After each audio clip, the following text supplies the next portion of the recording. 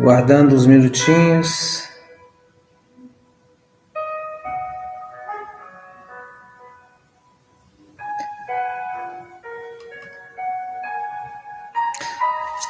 A graça, a paz e a misericórdia do Senhor esteja sobre a tua vida hoje e sempre. Estamos dando início a uma nova célula hoje, e hoje nós estaremos falando sobre a obediência total. Nas semanas anteriores, nós tivemos estudos sobre o poder da oração, o poder da palavra, o poder do jejum, sobre a armadura de Deus. E dando sequência a nosso estudo, hoje nós estaremos vendo a obediência, uma obediência total. Se você ainda não está inscrito no nosso canal, eu convido a fazê-lo, a dar um like, a compartilhar essa célula, e que você possa abrir o seu coração para a palavra de Deus, para aquilo que Deus tem desejado falar ao nosso coração. Então vamos iniciar. Eu gostaria de ler um texto. Está no livro de Lucas, capítulo 6, versículo de número 46. Por que me chamais Senhor, Senhor, e não fazeis o que vos mando? Pai, é a tua palavra, Senhor, a tua palavra é a verdade. Nesse momento, nós te pedimos que o Senhor venha descortinar os olhos, que o Senhor venha nos revelar, ó Deus, as maravilhas da tua palavra. Em nome de Jesus, Pai, nos conduza debaixo da tua poderosa mão, em nome de Jesus. Nós estamos vivendo um momento onde a palavra de Deus tem sido amplamente divulgada. Nunca tivemos tanto conhecimento bíblico, tantas informações, tantas revelações das Escrituras. Nunca houve tanta facilidade ao acesso da palavra. Hoje nós temos Bíblia online, a impressa, falada, nós temos a pregação. Quanto mais intensamente a palavra for pregada, melhor. Mas o nosso erro é não estarmos recebendo os ensinos, mas não fazemos o que deveríamos fazer, que é praticar. Precisamos entender o que Deus espera de nós. O nosso maior desafio realmente é praticar a palavra de Deus. E quando nós entregamos a nossa vida nas mãos do Senhor, quando nós o recebemos, através da nossa fé é que recebemos a salvação. Em Romanos fala que se com a tua boca confessares o Senhor Jesus e no teu coração credes que Deus o ressuscitou dentre os mortos, será salvo. Visto que com o coração se crê para a justiça e com a boca se faz a confissão para a salvação. Então, quando nós nos rendemos ao senhorio de Jesus, ao governo dele, quando nós nos rendemos ao reino de Deus, quando nós o reconhecemos como Senhor da nossa vida, e Senhor significa dono, amo, significa que nós temos que obedecê-lo. Então, o que determina que Jesus é Senhor da nossa vida é a nossa obediência. E nós somos chamados à obediência desde que a palavra foi proclamada e que a fé em Cristo nos deu sentido. Desde então, nós temos que entender que nós temos que obedecer. E quando nós nos deparamos com a indignação de Jesus, quando diz, olha, por que não fazeis aquilo que eu mando?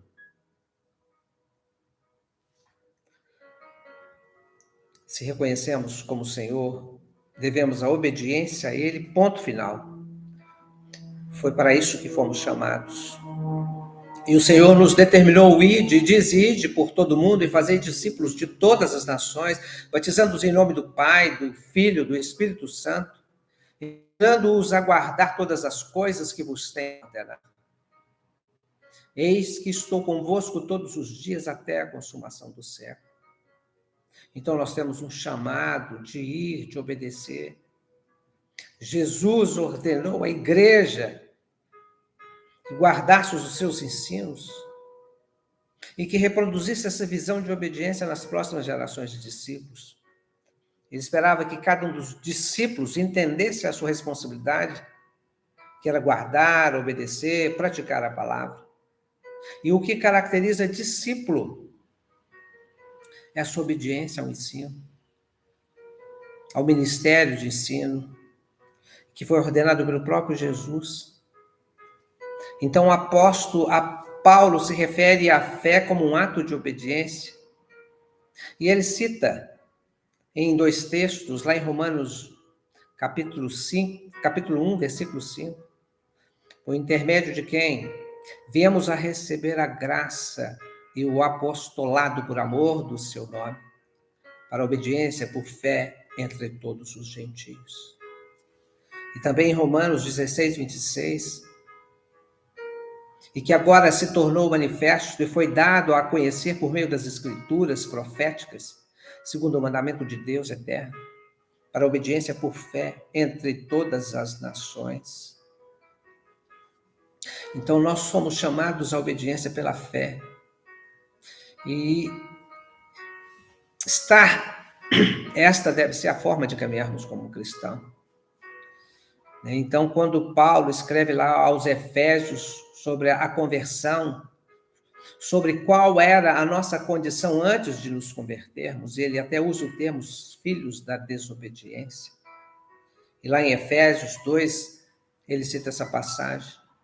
Ele vos deu vida, estando vós mortos nos vossos delitos e pecados, nos quais andastes outrora, segundo o curso deste mundo, segundo o príncipe das potestades do ar, do espírito que agora atua nos filhos da desobediência, entre os quais também todos nós andamos outrora, segundo as inclinações da nossa carne, fazendo a vontade da carne e pensamentos. Éramos, por natureza, filhos da ira, como também os demais.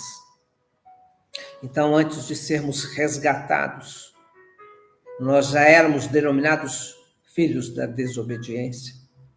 Mas a partir do momento que nós nascemos de novo, que nós temos uma nova natureza, nós temos que escravizar a nossa vontade da carne e andar segundo os ensinamentos de Cristo e não segundo o curso desse mundo. E ainda, ele diz ainda, né, andávamos segundo os príncipes e potestades do ar, mas agora nós somos filhos obedientes. Então é isso que nós temos que considerarmos, que temos que ser obedientes à palavra de Deus. Podemos esperar, então, que a correta terminologia a ser empregada em relação aos crentes em Cristo seria de chamá-los filhos da obediência. Então, hoje nós deveríamos ser chamados filhos da obediência. Filhos da obediência. Agora, uma coisa, a obediência aparente é desobediência. Jesus, certa vez, ele fez uma referência a respeito disso. Nós temos que aprender a falar e a nos comportar como ares de bons cristãos. É isso que encobre a nossa desobediência. Jesus contou uma parábola em que anuncia uma certa compaixão. Está lá em Mateus 21. Que vos parece? Um certo homem tinha 2 filhos. Chegando-se ao primeiro, disse: Filho, vai hoje trabalhar na vinha? E ele respondeu: Sim, Senhor. Porém, não foi. E dirigindo-se ao segundo, disse-lhe a mesma coisa. Mas esse respondeu: não quero. Depois, arrependido foi. Qual dos dois fez a vontade do Pai? Disseram: o segundo, declarou-lhe Jesus. Em verdade, vos digo que os publicanos e meretrizes vos precedem no reino de Deus. Porque João veio a vós, outros no caminho da justiça, e não acreditastes nele. Ao passo que os publicanos e meretrizes creram. Vós, porém, mesmo vendo isso, não vos arrependestes. Afinal, para que acreditastes nele? Então, com relação aos filhos, quem demonstrou ser obediente? Aparentemente foi o primeiro, que respondeu afirmativamente ao pai. Porém, na prática, o filho obediente foi o segundo. Ainda que a princípio ele tenha se rebelado e dito que não faria o que o pai havia pedido, depois arrependido, ele foi e obedeceu. E Jesus compara esses dois grupos de pessoas com o grupo de fariseus e com de pecadores, os coletores de impostos, prostitutas que receberam os piores rótulos, e concluindo que este último grupo entraria no reino de Deus antes do primeiro grupo, que era de beatos. Então nós concluímos que não adianta passarmos hora a fio sentados na igreja ouvindo a palavra de Deus, agindo como quem diz sim a tudo que o nosso Pai Celestial nos ordena que façamos, se depois não obedecemos e não fizermos estas coisas. A aparente obediência não está entre os pecadores, e sim entre os cristãos. No entanto, a obediência verdadeira nem sempre está conosco. Na igreja dos nossos dias é como o primeiro filho. Preocupa-se com a aparência, com os conceitos dados pelos outros. Assim sendo, sempre respondem sim às ordens do Pai, mas nem sempre dizem que faria. Não basta termos uma paciência religiosa, precisamos praticar a palavra de Deus. Em Tiago, ele nos declara: tornai-vos, pois, praticantes da palavra de Deus e não somente ouvintes, enganando-vos a vós mesmos.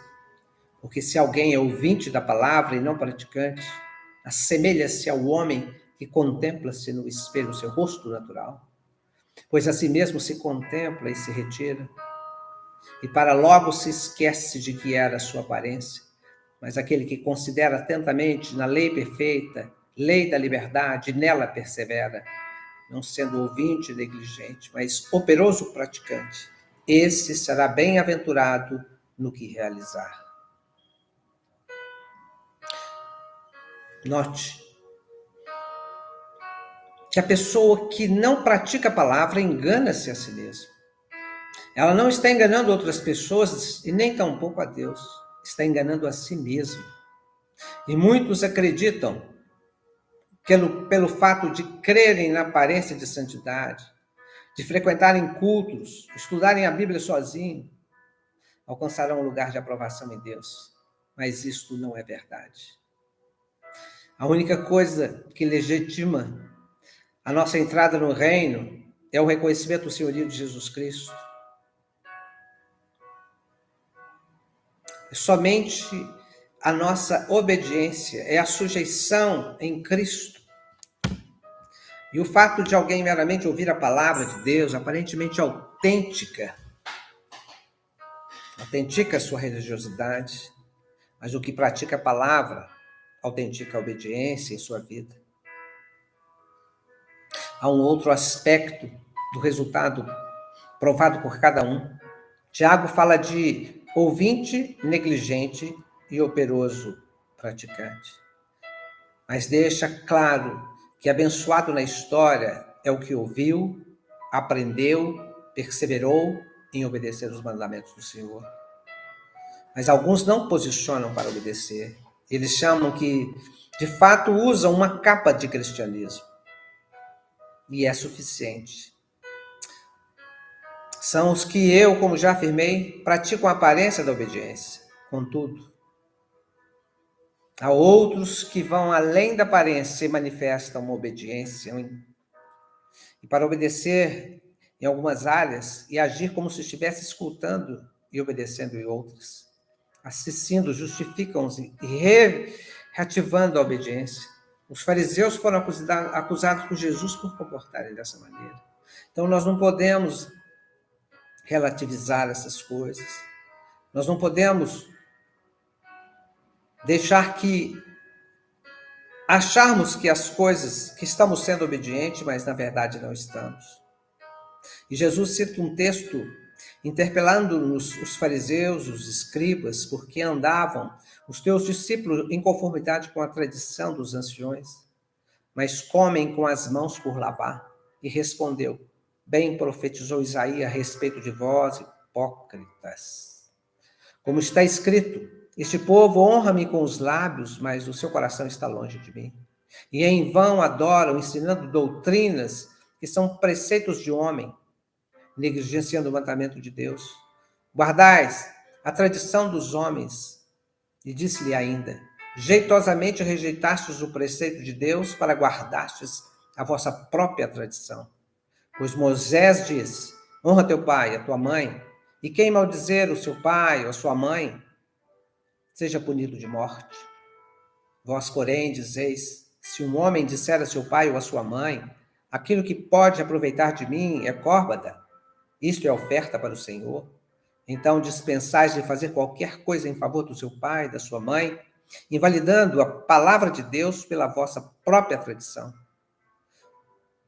que vós mesmo transmitistes, e fazei muitas das coisas semelhantes. Então nós temos que ter o cuidado de agirmos de acordo com a palavra, obedecendo a palavra e não buscando desculpas, como os fariseus faziam. Então a palavra foi traduzida, jeitosamente, de acordo, belamente, finamente, de forma a não deixar espaço para reclamação, de forma honrosa e recomendável. Então isso mostra uma desobediência velada, com aparência de obediência. E muitas vezes fazemos isso. Pregamos contra o roubo, mas sonegamos impostos. E, contudo, ainda damos 1000 explicações para convencermos a nós mesmos e até mesmo os outros. Pregamos contra o adultério, a imoralidade, mas conseguimos nos dividir com fome com essas práticas. Então, temos que sempre uma boa explicação, uma forma jeitosa de mascararmos a desobediência. E a obediência não pode ser uma obediência parcial, porque obediência parcial é desobediência. Então, relativizar a obediência é o cumprimento meramente parcial dos mandamentos. Deus é uma forma velada de praticar a desobediência. A aparência e a parcialidade levam à desobediência. E algumas pessoas vivem em aparência e outras, porém, a parcialidade. Então, nós temos na Bíblia vários exemplos. Saul, ele tentando obedecer a Deus ou querendo dizer que estava obedecendo, está lá em Samuel, e ele diz, olha, ele estava ali aguardando Samuel, e como Samuel estava demorando, ele resolveu apresentar o sacrifício. Esperou Saul 7 dias até o tempo que Samuel determinara, e não vindo, porém, Samuel em Gigal, o povo se dispersava dele. Então disse Saul, trazei-me aqui um holocausto e ofertas pacíficas, e ofereceu o holocausto. Então, nesse momento, ele tentando ser paciente, ou achando que seria obediente, ele acabou infringindo a lei, desobedecendo. E ainda teve outra passagem que está lá em 1 Samuel, quando ele recebe uma orientação de Samuel. Samuel disse a Saul, enviou-me o Senhor a ungir-te rei sobre o seu povo, sobre Israel. Atenta, pois, agora às palavras do Senhor. Assim diz o Senhor dos Exércitos: castigarei Amaleque pelo que fez a Israel, por ter posto Israel no caminho quando este subia do Egito. Vai, pois, agora e fere Amaleque, destrói totalmente tudo que tiver, nada lhes poupe. Porém matarás o homem, a mulher, meninos, crianças, bois, ovelhas, camelos e jumentos. Esta foi a ordem que Samuel recebeu. Era uma ordem muito específica e fácil de compreender. Mas, contudo, mais uma vez, Saul não obedeceu o que lhe havia sido ordenado. Então feriu Saul os amalequitas desde Ávila até chegar a Sul, que está defronte do Egito. Tomou vivo Agag, rei dos amalequitas, porém todo o povo destruiu ao fio da espada. E Saul e o povo pouparam Agag, o melhor das ovelhas, dos bois, os animais gordos e os cordeiros, e o melhor que havia. E não quiseram destruir totalmente, porém toda coisa vil e desprezível destruíram. E novamente, Saul desobedeceu a Deus e depois ainda arrumou uma justificativa dizendo que ele tinha separado para o sacrifício. Então não adianta obedecer parcialmente. E ele desobedeceu diretamente ao Senhor. E Deus enxergou nele a sua declaração de sentença. Em Samuel 15:10, então veio a palavra do Senhor a Samuel dizendo: arrependo-me de haver posto Saul como rei, portanto, deixou de me seguir e não executou as minhas palavras. Então Samuel se contristou toda a noite e chamou ao Senhor. Saul poderia dar explicação que quisesse, mas Deus disse que ele havia deixado de segui-lo. Não havia obedecido às suas palavras.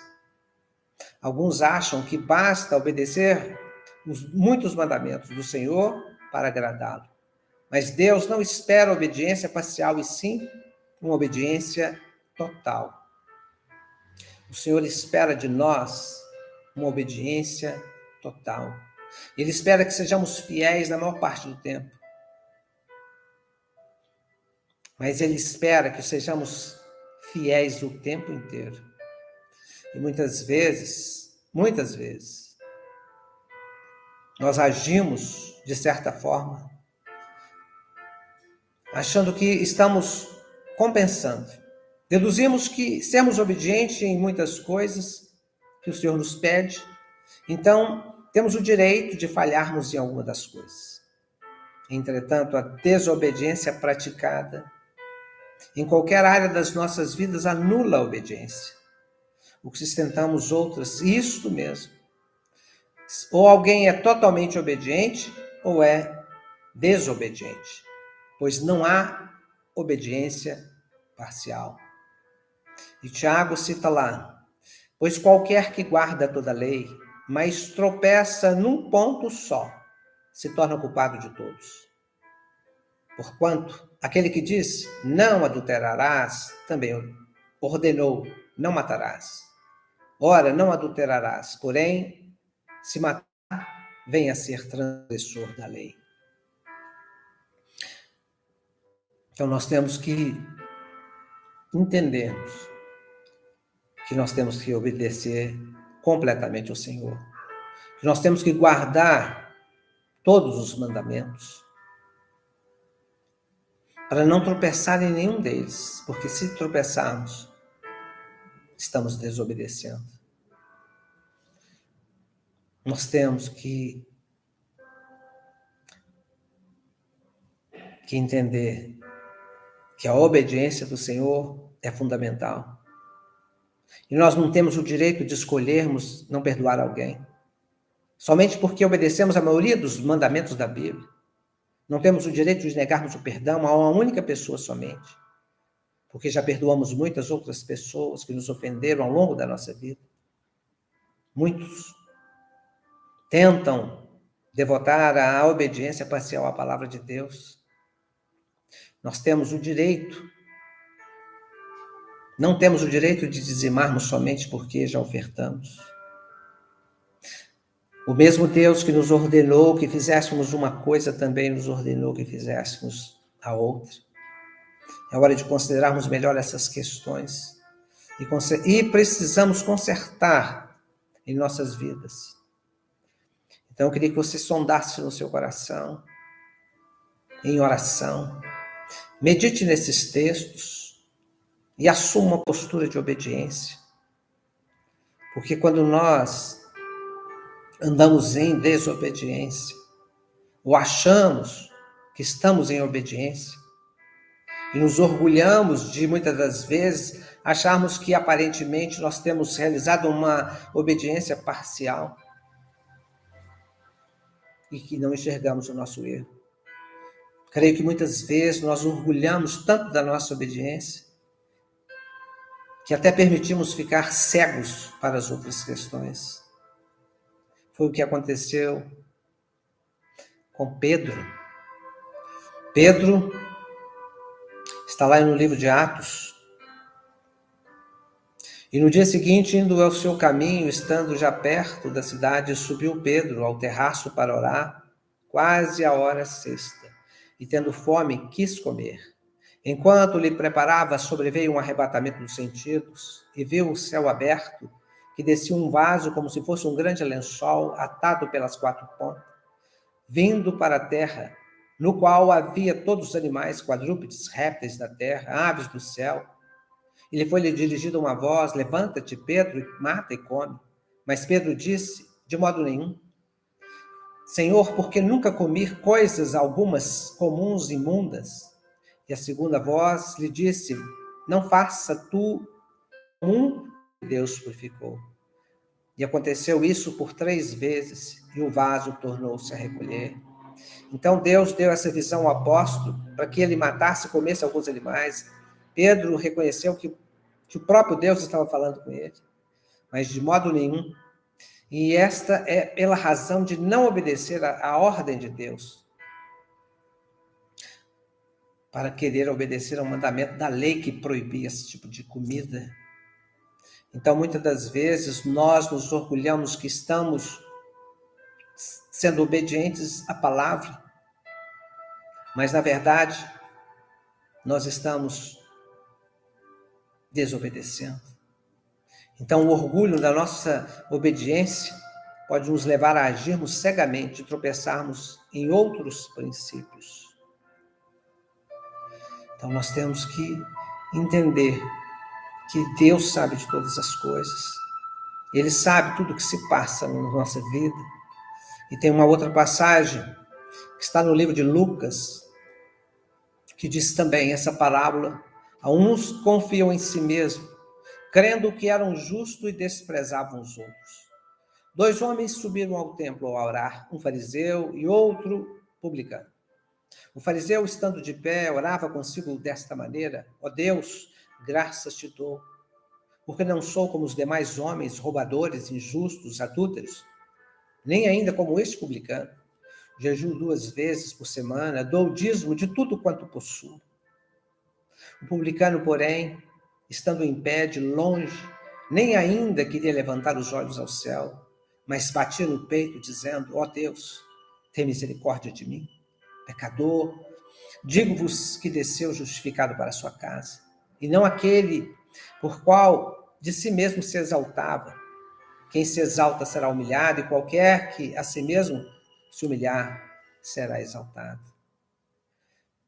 Então, muitas das vezes, a religiosidade é terrível. E o orgulho da desobediência, contudo, nos cega para que desobedeçamos em outras áreas. Aquele fariseu confiava em si mesmo, errava em desprezar os outros e não enxergava os seus próprios tropeços. Creio que Deus restaurará o nosso entendimento na prática da obediência. Então eu queria, nesta hora, pedir que o Senhor venha falar aos nossos corações, que nós possamos ser obedientes e termos uma obediência total, pois essa é a característica dos que amam a Deus. Porque nisto conhecestes o amor de Deus, em obedecer os seus mandamentos. E os seus mandamentos não são pesados. Os mandamentos do Senhor não são pesados para nós. E que a gente possa ter o firme propósito no nosso coração de obedecermos a palavra de Deus e de andarmos segundo os seus ensinamentos. Então vamos orar. Pai, nós queremos, neste momento, entregarmos as nossas vidas nas tuas mãos. Pedimos, ó Deus, que arranque de nós todo espírito de religiosidade, porque nós entendemos que melhor é obedecer do que sacrificar.